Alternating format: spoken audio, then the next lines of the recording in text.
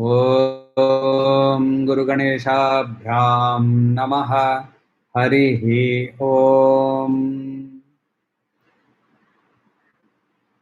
पिछला जो हमने सेशन किया था वहाँ हमने एक बहुत इम्पोर्टेंट वहाँ हम वहाँ रुक गए थे। तो हम वहाँ वो वाला श्लोक और एक बार देख लेते हैं। वो क्या बोल रहे हैं?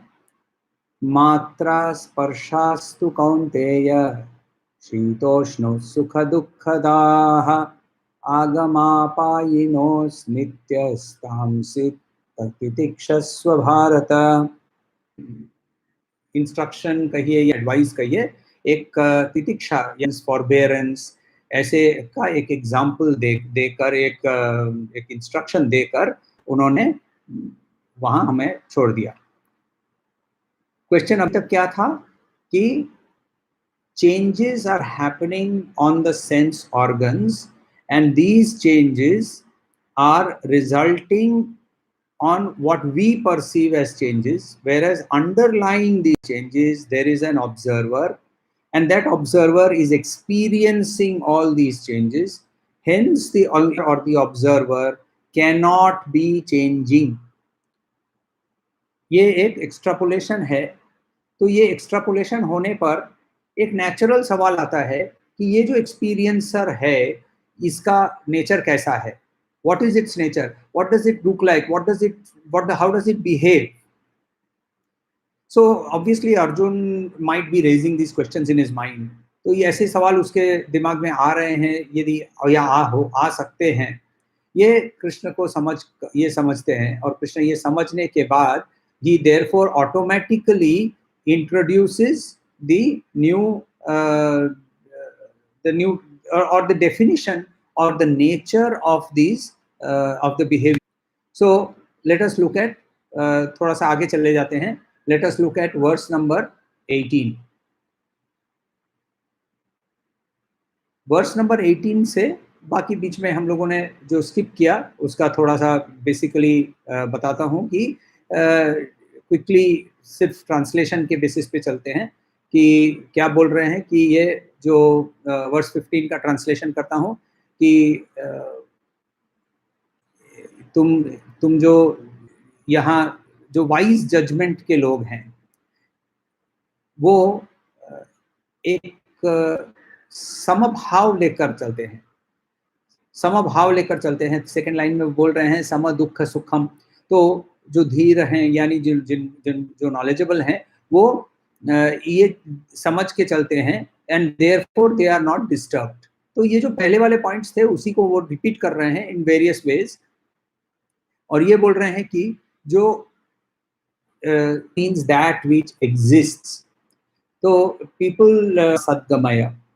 सो ये it is not lead me from untruth to truth. असत का मतलब is not untruth.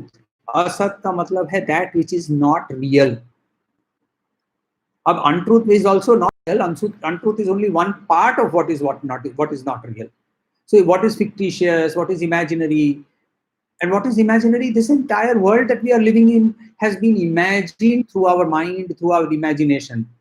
And therefore this, what he is saying is that in this existing perceived world कोई ड्यूरेशन नहीं है, कोई समय का मतलब ही नहीं है। और जो एक्चुअल सत है वहां एंडलेस है वो। सो ये वर्स 16 पे वहां ये समझाने के बाद ये बोल रहे हैं कि ये अंदर जो जिसमें ये शरीर के अंदर जो एक्सपीरियंसर है ये इंडिस्ट्रक्टेबल है। क्यों इंडिस्ट्रक्टेबल है? क्योंकि हमने देखा कि while there is destruction happening to the body, there is destruction happening, there is change happening to the body, the experiencer seems to be experiencing all of that without any change in itself. Therefore he starts defining कि ये कैसा है, what does it look like, what is its definition. तो वहां बोलते हैं अंतवंत इमे देहा नित्य। ये पेरिशेबल है, ये अंत इसका होगा। मगर शरीरिन जो है बात कर रहे हैं, जो एक्सपीरियंस्ड है वो हमारा बॉडी है। I can experience my hand, I can experience my my legs. I can experience my eyes. By blinking, I know that I have eyes. I have eyes. Yani I am not my eyes. I am experiencing my eyes. My eyes are seeing something. That means मुझे दिख रहा है, तो I am experiencing something. Occupier जो है, ये occupier, ये अनंत है, और इसीलिए ये भारत यानी भरत वंश के कुल के श्रेष्ठ, चलो युद्ध करो। युद्ध करो जब यहाँ बोल रहे हैं, इसका मतलब ये नहीं कि खून बहाओ। यहाँ हम लोगों को ये बोल रहे हैं कि खड़ा होना हमारा धर्म है। एक वर्ड यूज आएगा हमारे थोड़ी देर बाद, हम आज नहीं, शायद नेक्स्ट स्वाध्याय वाले सेशन में हम देखेंगे। एक स्वधर्म और पराधर्म करके एक डिस्क्रिप्शन आएगा, वहां हम ये देखेंगे कि what is this meaning of what is suppose to be my duty. And one of the very clear things that has been told to us, बार बार बोलते हैं कि हमारा वन ऑफ द, उसके अगेंस्ट में खड़ा होना जरूरी है। तो कैसे डिस्क्राइब किया? ये डिस्क्राइब किया अंतवन प्रमेयस्य तस्मात् युध्यस्व भारत। तो ये बोलकर कि ये कैसा है, ये चीज कैसी है, तो वहां उसके पहले वाले श्लोक में वर्ष, जो भी ये सोचता है कि ये जो अंदर जो है, जो रहता है, जो एक्सपीरियंसर है, जो शरीरिन है, तो वो मार रहा है या मर जाता है, ये वो ऐसा वैसा व्यक्ति, तो वो इग्नोरेंट है।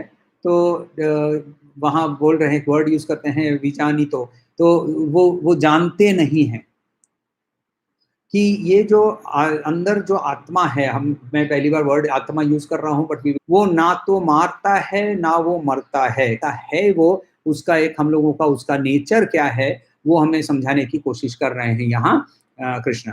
न जायते म्रियते वा कदाचिन नायम भूत्वा भविता वाना भूयः वा कदाचिन नायम भूत्वा भविता वान भूयः अजो हन्यमाने शरीरे।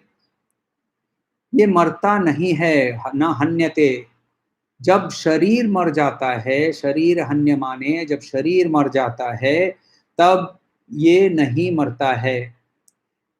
अयम यहाँ वर्ड यूज किया है, यानी वो करके वर्ड उसको बोल रहे हैं, इसका कोई डेफिनेशन नहीं है, तो इसके लिए वो उसको अयम करके वो वर्ड यूज करके बोल रहे हैं।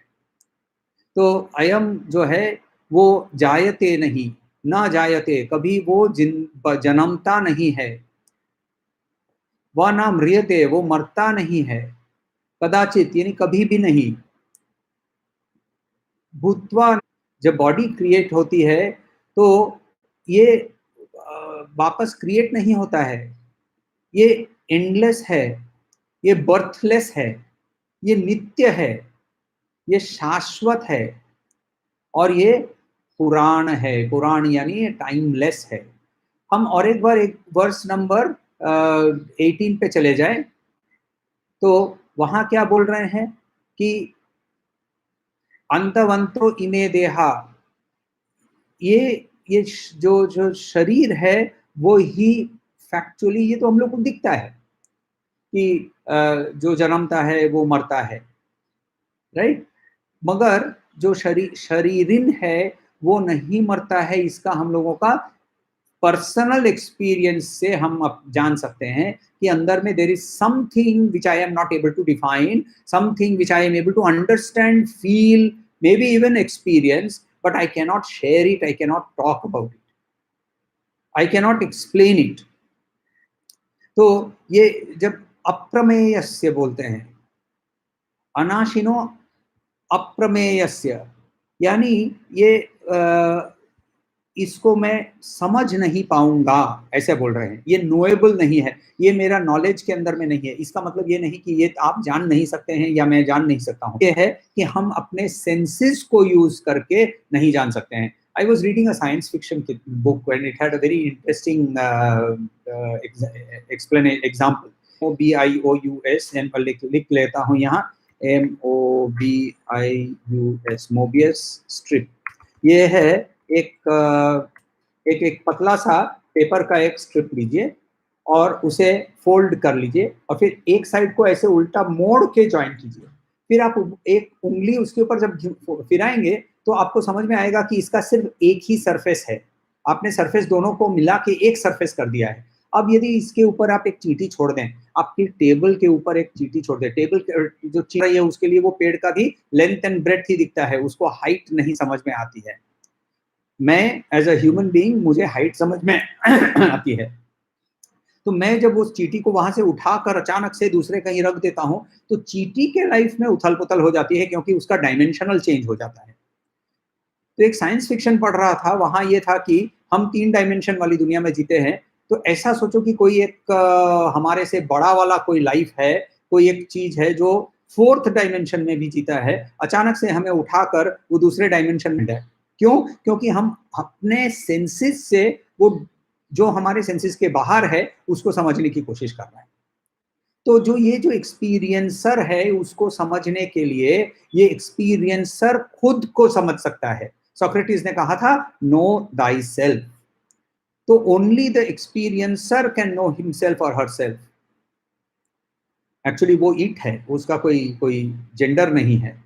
तो this experiencer, the one inside, लोगों बाद में हम देखेंगे जो क्षेत्र और क्षेत्रज्ञ करके एक पूरा चैप्टर हम देखेंगे, वहां भी ये जो हमारा फील्ड है और ये फील्ड को जानने वाला, फील्ड को ऑक्यूपाई करने वाला, तो ऐसे जो यदि हम डेफिनेशन करें तो ये हम जान सकते हैं, मगर हमारे लिमिटेड सेंसेस से नहीं जान सकते हैं। और बहुत इंपॉर्टेंट ये है कि हम अपना एक्सपीरियंस, यदि हम इसे एक्सपीरियंस भी करते हैं तो दूसरे को नहीं समझा सकते हैं। खैर उसके बारे में थोड़ी देर के बाद में बात करते हैं।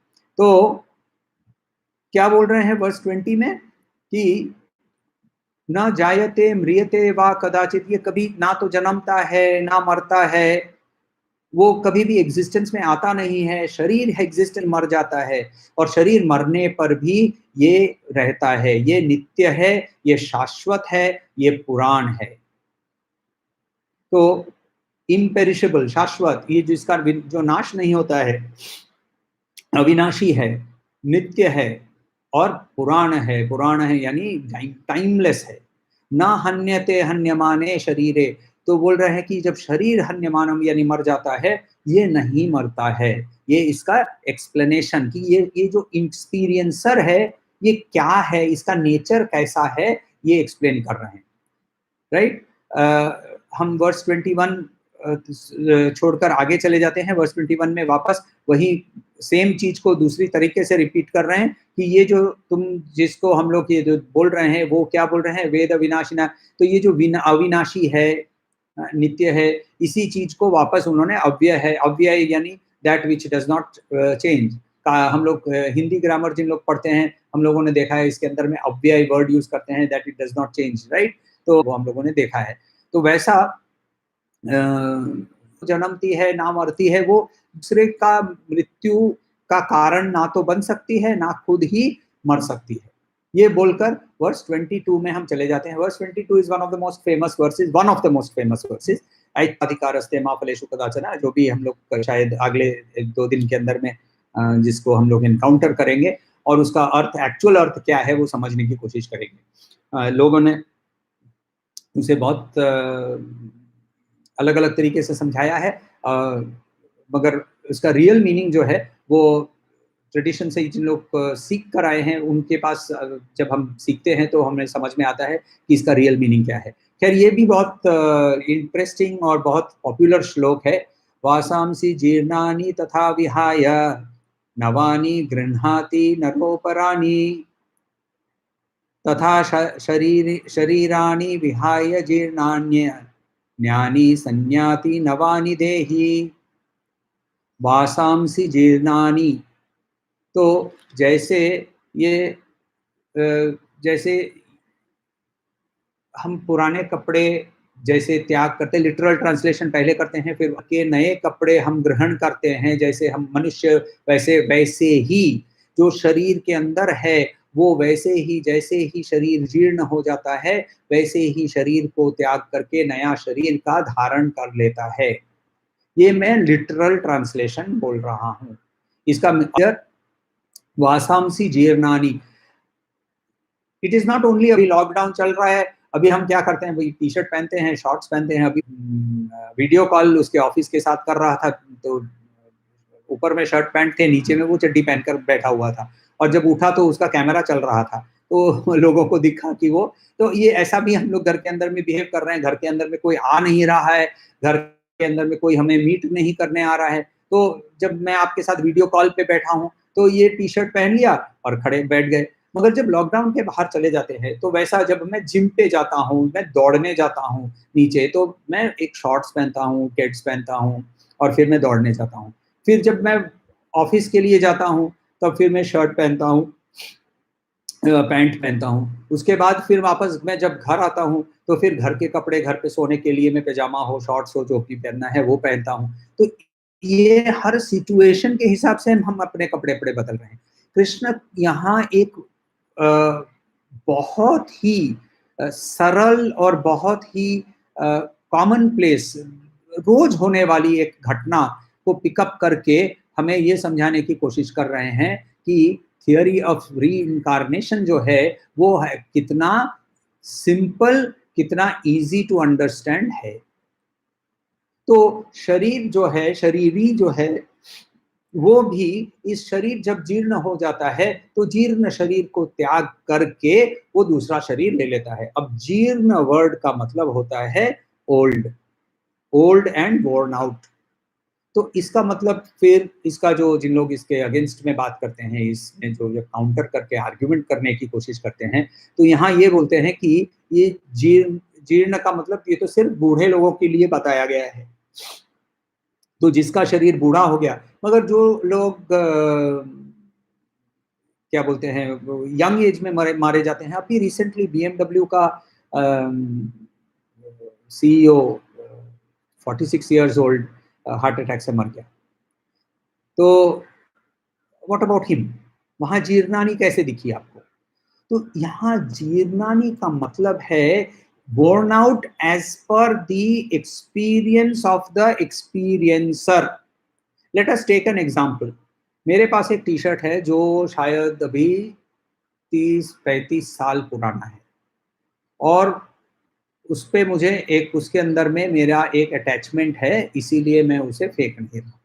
अब वो है वो जीर्ण, मगर मैं उसे फेंक नहीं रहा हूँ, तो उसके अंदर में से मुझे अभी भी कोई रस निकल रहा है।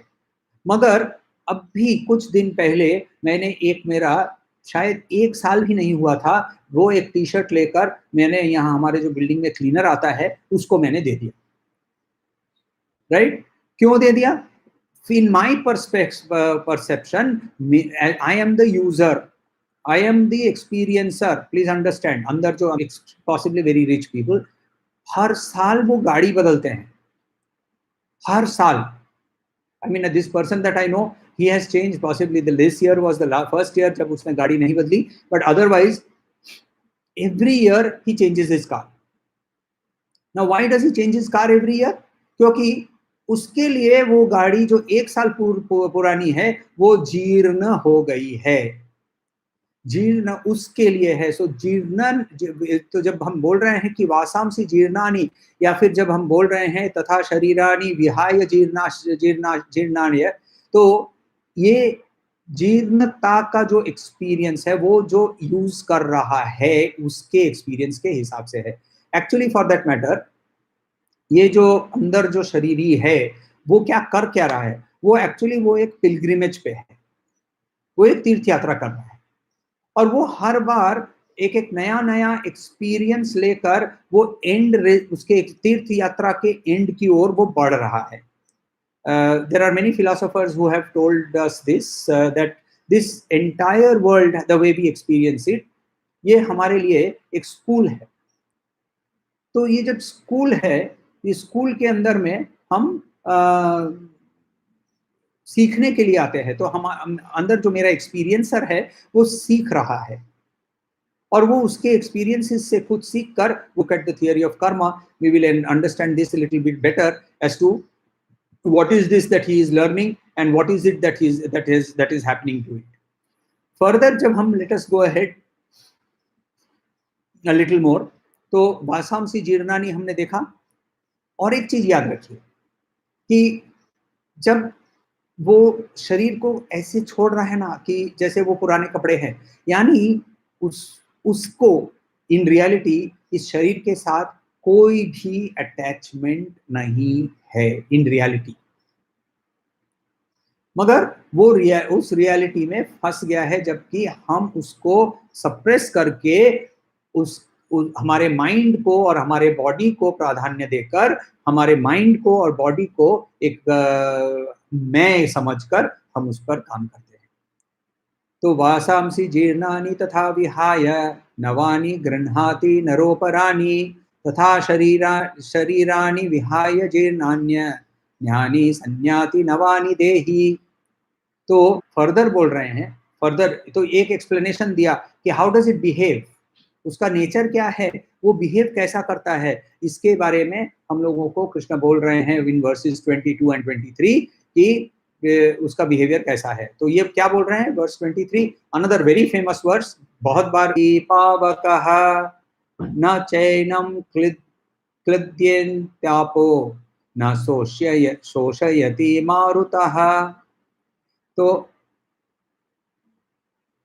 नैनम छिन्दन्ति शस्त्राणि, आप यानी ये हार्ड मैटर का नहीं है, राइट? शस्त्र इसे काट नहीं सकते हैं बोल रहा है। तो इसको अस्त्र से और शस्त्र से इसे काट नहीं सकते, यानी वो हार्ड मैटर, विजिबल मैटर नहीं है। तो so it is occupying space, but it is occupying space, but it is not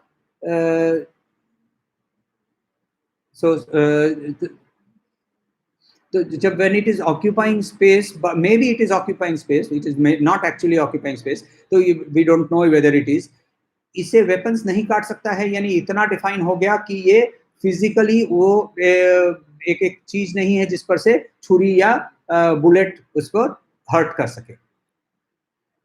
नैनम दहति पावकः, पावकः यानी जो पावन करता है। तो पावक जो वर्ड है इसमें there are multiple things which purify, the wind is also a purifier, the fire is also a purifier। यहाँ कॉन्टेक्सचुअल मीनिंग से समझने में आता है दहति पावकः, तो दहन करने के लिए जो पावक है वो है fire.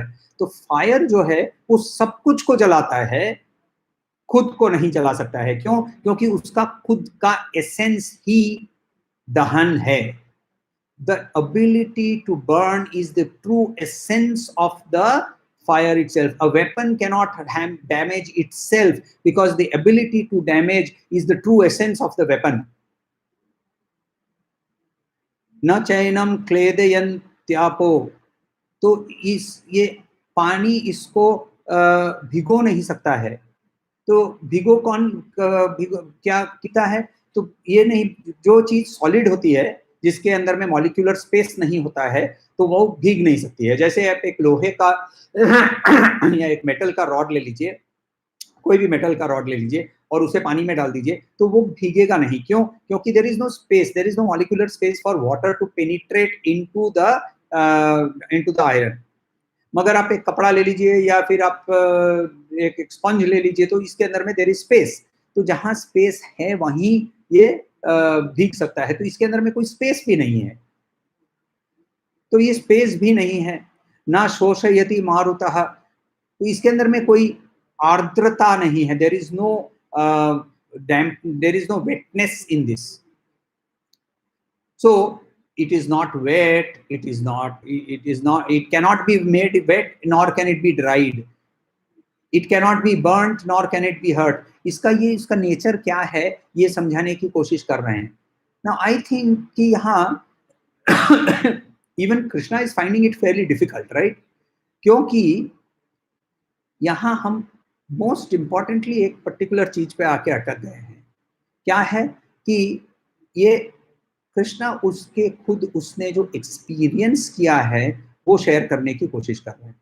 Late us all of us try to find out what is the experience. Please describe to me what is the smell of a rose. गुलाब का सुगंध कैसा होता है, इसका वर्णन मेरे लिए कीजिए। तो एक सवाल आया है, उसका मैं एक बार देख लेता हूँ। ये जो जीर्णता के विषय में अटैचमेंट की कोई भूमिका, अटैचमेंट के बाकी कोई भूमिका अभी नहीं है, उसके बारे में हम बाद में विश्लेषण करेंगे। फिलहाल यह हम समझें कि हमारे जो अभी हम बात कर रहे थे कि even Krishna is finding it very difficult. Let us try and understand, can you smell of a rose? Can you describe to me the sound of a sitar?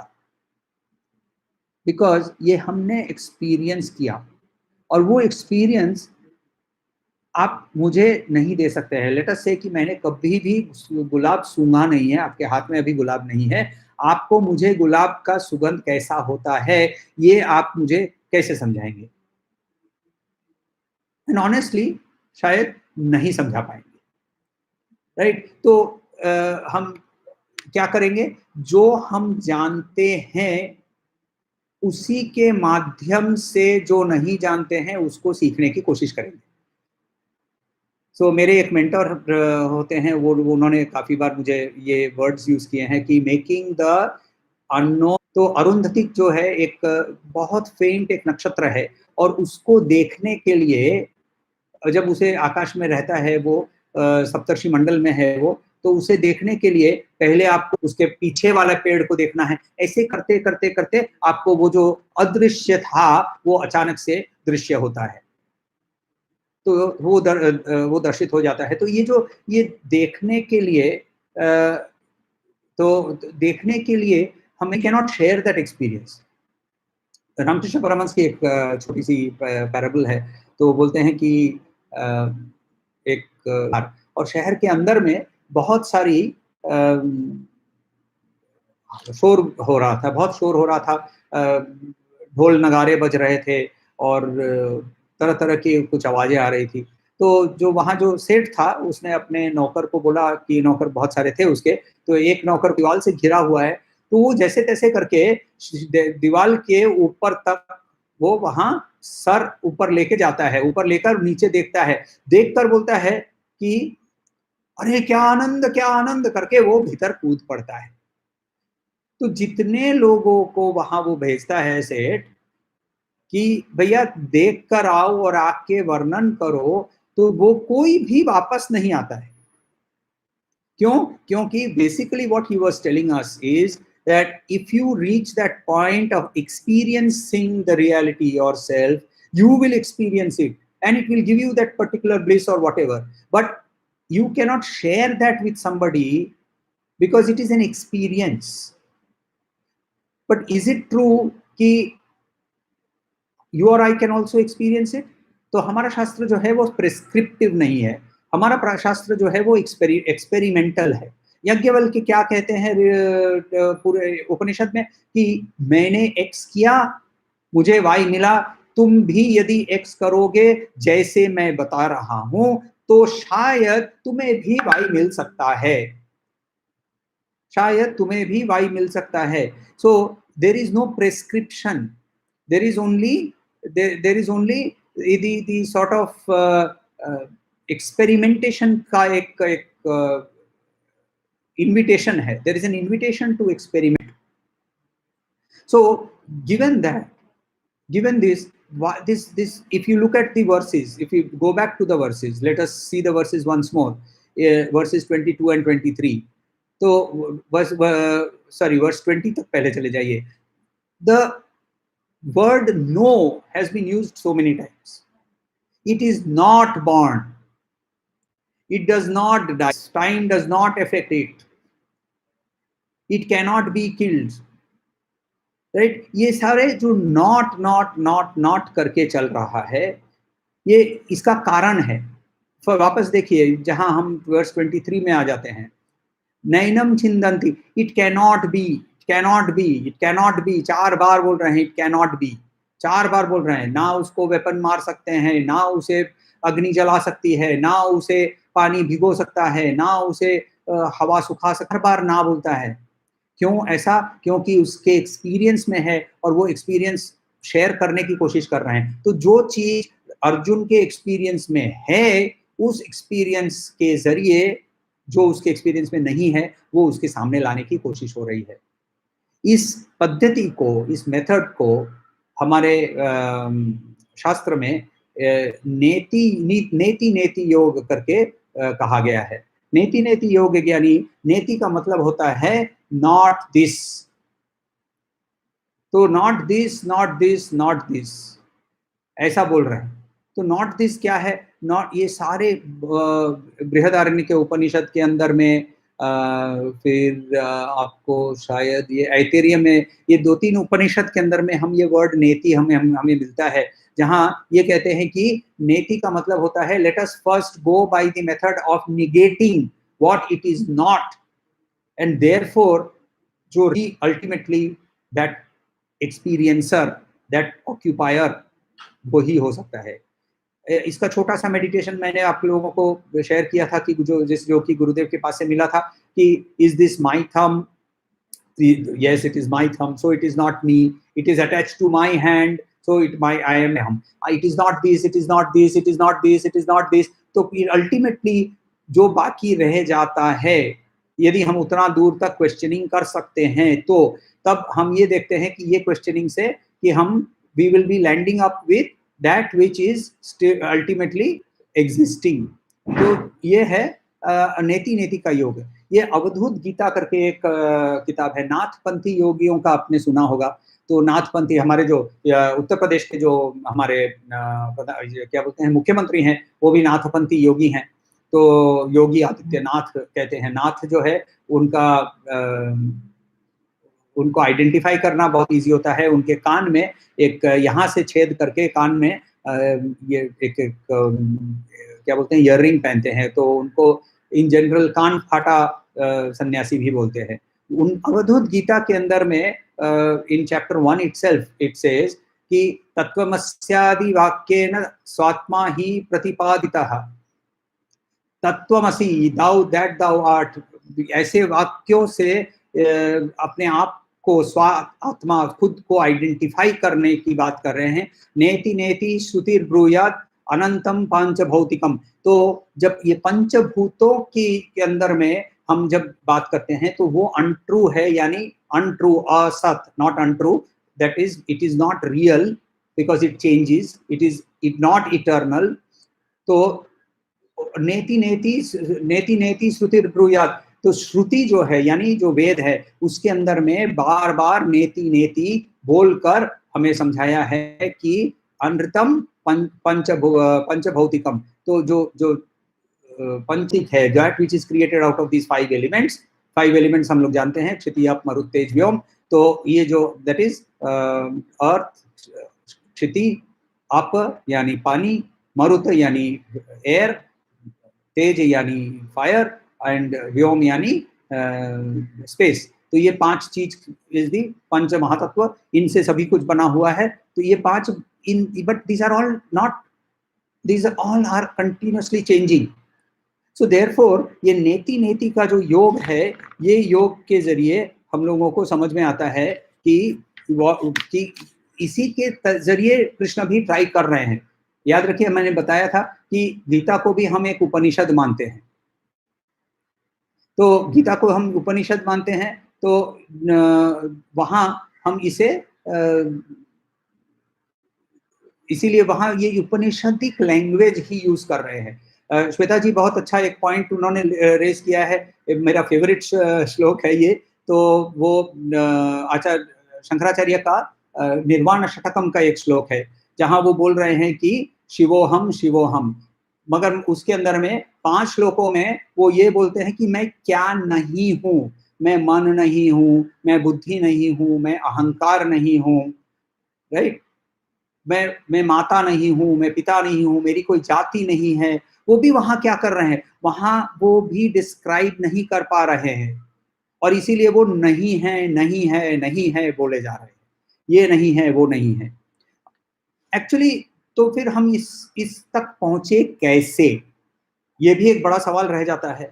ये तो देखिए, intellectual understanding is very easy, मगर इसको हम यदि खुद समझना है, इसको यदि हमें रियलाइज करना है, तो ये रियलाइजेशन करने के लिए हमें इसका और भी मनन करना जरूरी है, और इसका मनन करने के लिए हमें श्रुति का, वेद का आधार लेना जरूरी है, वेद का जो की सहायता लेना जरूरी है। तो हम देखेंगे कि हमारे पास एक कहानी है, श्वेत केतु वाली कहानी है।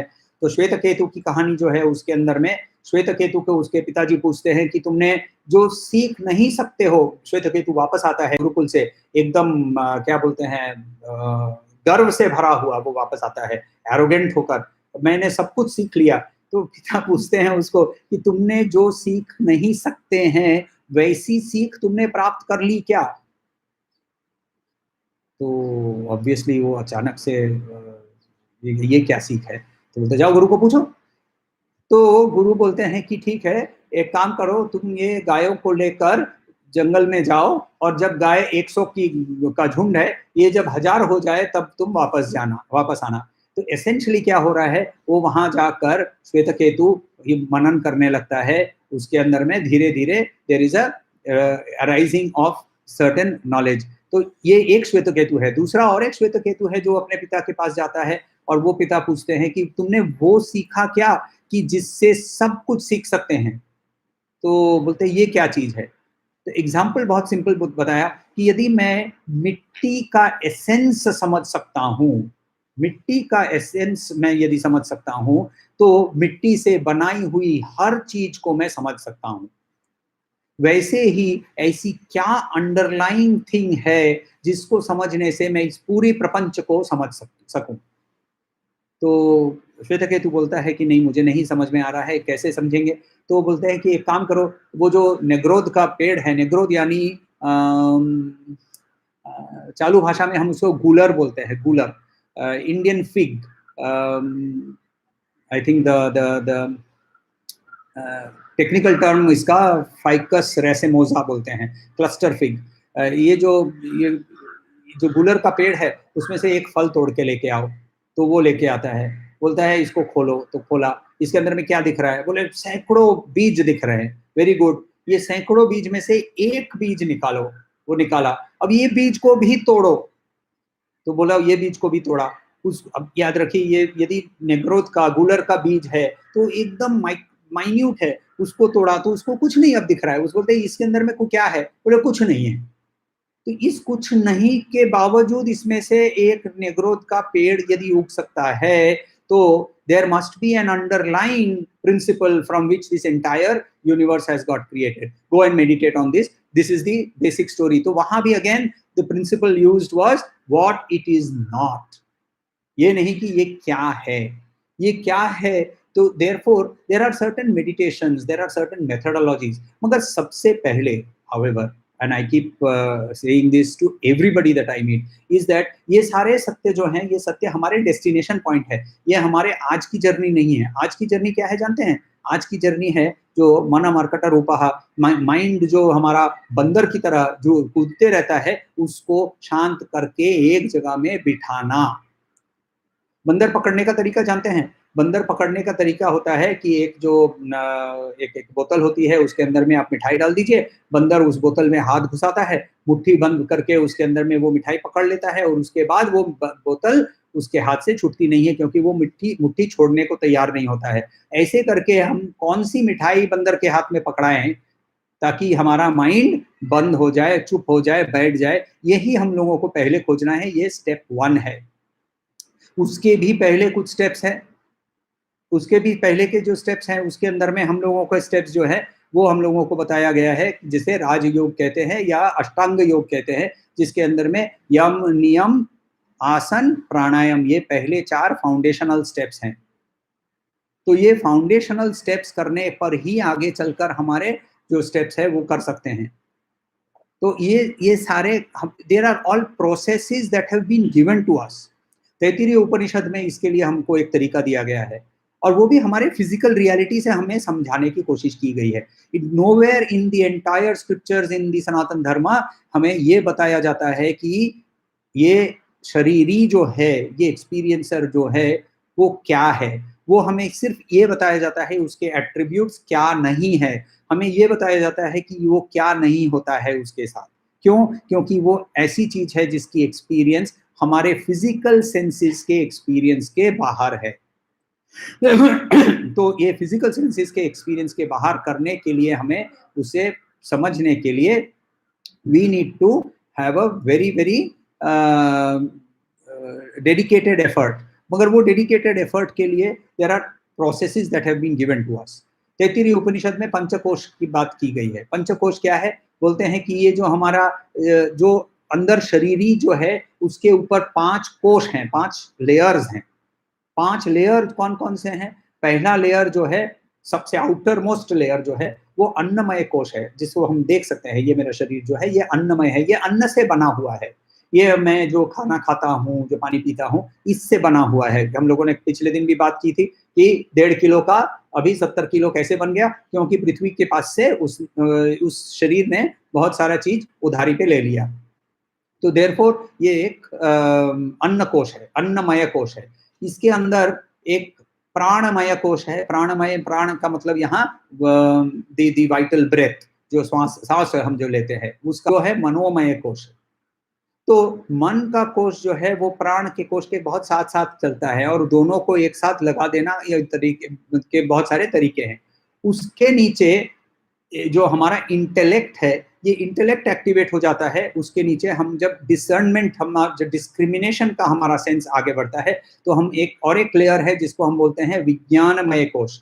और उसके नीचे और एक कोश है जहां हम ये एक्सपीरियंस करने लगते हैं कि I am unchanging, I can see that unchanging. तो वो एक लेयर आ जाता है, उसको हम लोग बोलते हैं आनंदमय कोश। तो ऐसे ये 5 कोश को पेनिट्रेट करने के बाद ही वो है जो एक्सपीरियंसर है। ये 5 कोशों के अंदर में बैठा हुआ है। ये कैसा है, ये कैसा है, इसके बारे में केनोपनिषद में बहुत सुंदर सी कहानी है कि असुरों को वध करके सारे देवताओं अपने इंद्र की सभा में बैठकर सब अपना शोरगुल कर रहे थे। मैंने ये किया, मैंने वो किया, मैंने ये किया, मैंने वो किया। तो सबने ये मैंने किया ये कर रहे थे। तो अचानक से बाहर एक हंसने की आवाज आई। तो वो हंसने की आवाज आई तो देखा कि कोई एक व्यक्ति बाहर खड़ा हुआ है, एंड उसको कोई पहचान नहीं पा रहा था। तो इंद्र बोलते हैं कि ये, अरे अग्नि, जरा जाके देख कर आओ तो ये कौन है।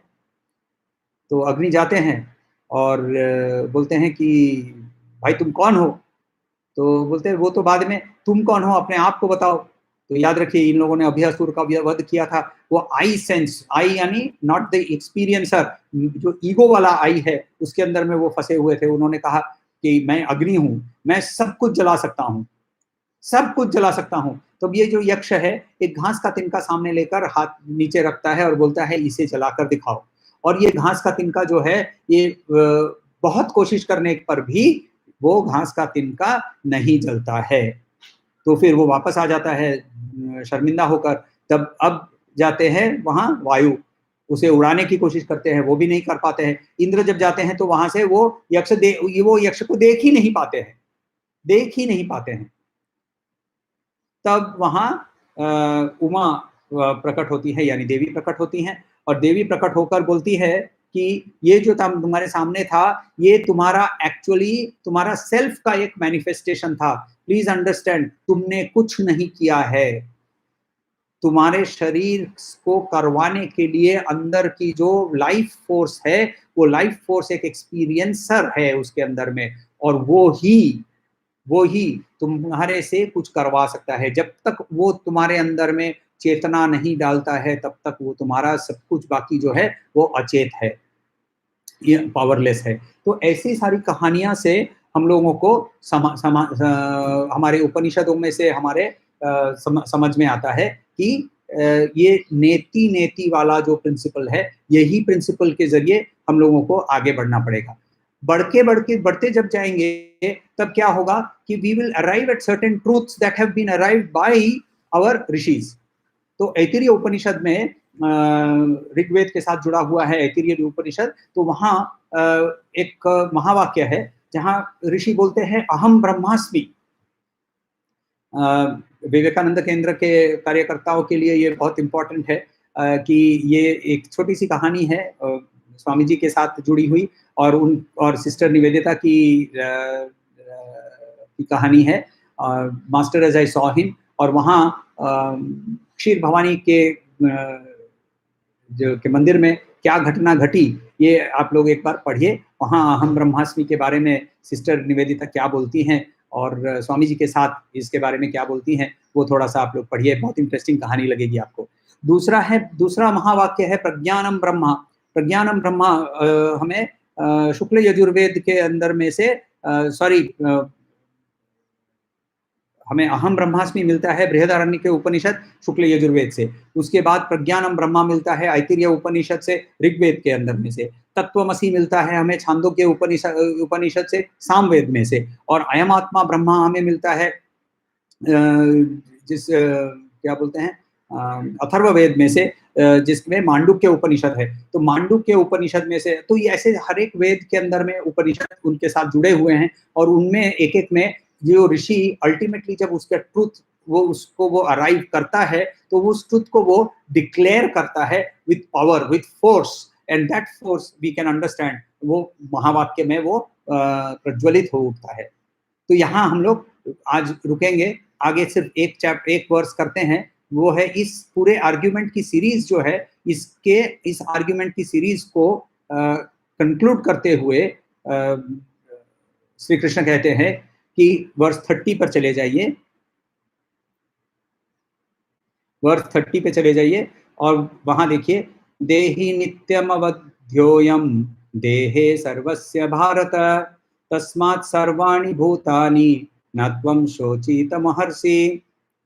तो यहाँ क्या बोल रहे हैं कि ये सब कुछ समझने के बाद ये समझो कि जो हर व्यक्ति के अंदर में, हर शरीर के अंदर में जो आत्मा है, वो आत्मा अमर है, अनंत है, और इसीलिए तुम्हें किसी के लिए शोक करने की जरूरत नहीं है।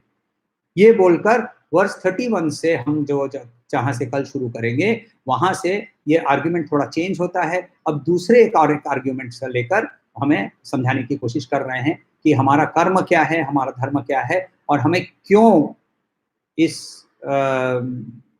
जब हम इस संसार में हैं तो हमें क्यों लड़ना चाहिए।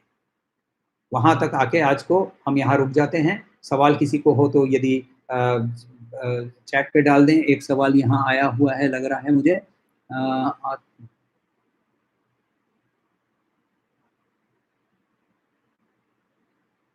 ओके, सवाल नहीं है, किसी ने कुछ कमेंट ही किया था। So thank you very much. कोई भी सवाल हो, please reach out, there is no problem. हर सवाल का जवाब देने की कोशिश करूंगा। तो सेशन हम यहीं समाप्त करते हैं। शांति शांति शांति।